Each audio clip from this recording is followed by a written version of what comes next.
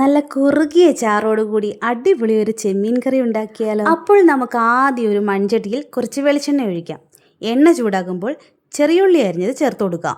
ഇനി ഇതൊന്ന് നന്നായി വഴറ്റിയെടുക്കാം. ഇതേപോലെ ഒന്ന് വഴണ്ട് വന്നതിന് ശേഷം നമുക്ക് മസാലകൾ ഇട്ട് കൊടുക്കാം. 2 ടേബിൾ സ്പൂൺ കാശ്മീരി മുളക് പൊടി, 1 ടേബിൾ സ്പൂൺ മല്ലിപ്പൊടി, 1/2 ടീസ്പൂൺ മഞ്ഞൾപ്പൊടിയും ചേർത്ത് നന്നായി ഇളക്കി കൊടുക്കാം. ഇനി ഇതിലേക്ക് ഒരു തക്കാളി കട്ട് ചെയ്തതും കൂടെ ചേർത്ത് കൊടുക്കാം. വീണ്ടും നന്നായി ഇളക്കി കൊടുക്കാം. ഇനി ഇത് മിക്സിയുടെ ജാറിലേക്ക് മാറ്റാം. ഇത് ചൂടാറുമ്പോൾ അരച്ചെടുക്കാം. ഇനി അതേ ചട്ടിയിൽ ശകലം വെളിച്ചെണ്ണ ഒഴിക്കാം. ഇതിലേക്ക് കടുക്, വെളുത്തുള്ളി, ഇഞ്ചി എന്നിവ ചേർത്ത് ഇളക്കി കൊടുക്കാം.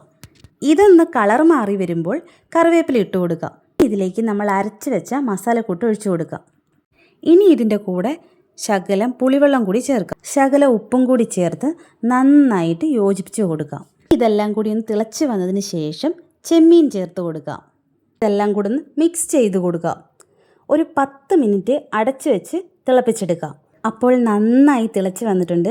ഇനി കുറച്ച് കറിവേപ്പിലയും ശകലം വെളിച്ചെണ്ണയും കൂടെ ചേർത്ത് കൊടുത്താൽ നമ്മുടെ അടിപൊളി ചെമ്മീൻ കറി റെഡി. കുറുകിയ ചാറോട് കൂടിയുള്ള ചെമ്മീൻ കറി നിങ്ങളൊന്ന് ട്രൈ ചെയ്തോ. സിമ്പിളാണ്, അടിപൊളിയാണ്, നല്ല ടേസ്റ്റാണ്. അപ്പോൾ എല്ലാവരും ഒന്ന് ട്രൈ ചെയ്തോളൂ കേട്ടോ. അപ്പോൾ ഓക്കെ.